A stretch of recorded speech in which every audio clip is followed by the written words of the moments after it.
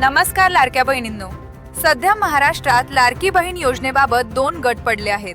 एक गट असा आहे ज्यांच्या खात्यात नोव्हेंबर आणि डिसेंबरचे पैसे आलेत आणि आता ते रोज जानेवारीच्या मेसेजची वाट पाहत आहेत.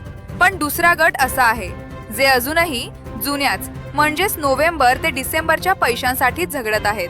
मग प्रश्न असा आहे की जानेवारीचा हप्ता नक्की कधी येणार आणि सरकार नक्की कोणाला प्राधान्य देणार, जुन्या पेंडिंग वाल्यांना की नवीन हप्ता वाटपाला?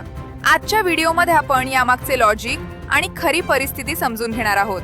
त्यामुळे व्हिडिओ शेवटपर्यंत नक्की पहा.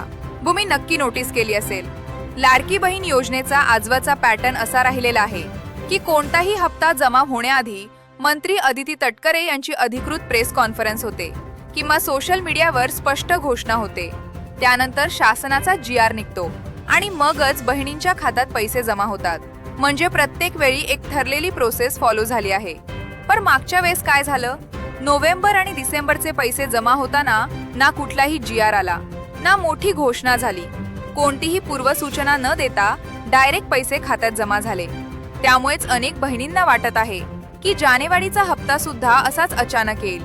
पण सध्याची परिस्थिती पाहता तसं होण्याची चिन्ह दिसत नाहीयेत. कारण आजची तारीख उजाडली तरी सरकारकडून किंवा मंत्र्यांकडून जानेवारीच्या हप्त्याबाबत अजूनपर्यंत एकही अधिकृत शब्द आलेला नाही.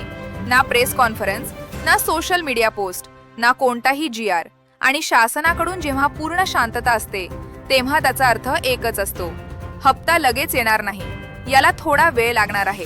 मग सरकार सध्या नेमकं काय करतंय? समोर येणाऱ्या माहितीनुसार सरकारचा सध्याचा फोकस नवीन हप्ता वाटप करण्यावर नसून जुन्या पेंडिंग केसेस क्लिअर करण्यावर आहे. अनेक पात्र लाडक्या बहिणी फक्त EKYCच्या तांत्रिक अडचणींमुळे नोव्हेंबर आणि डिसेंबरच्या लाभापासून वंचित राहिल्या आहेत. जोपर्यंत या बहिणींना त्यांचा हक्काचा पैसा मिळत नाही तोपर्यंत सरसकट जानेवारीचा हप्ता देणं सरकारला योग्य वाटत नाहीये. त्यामुळे मिळालेल्या माहितीनुसार EKYC मुळे पेंडिंग असलेल्या महिलांच्या याद्या लवकरच संबंधित जिल्हाधिकारी कार्यालयात पाठवल्या जाणार आहेत. तिथे पडताळणी प्रक्रिया होईल, कागदपत्र तपासली जातील आणि त्यानंतरच पुढची आर्थिक प्रक्रिया सुरू केली जाईल. म्हणजेच सरकार आधी जुन्या तक्रारी आणि पेंडिंग पैसे क्लिअर करण्याच्या तयारीत आहे.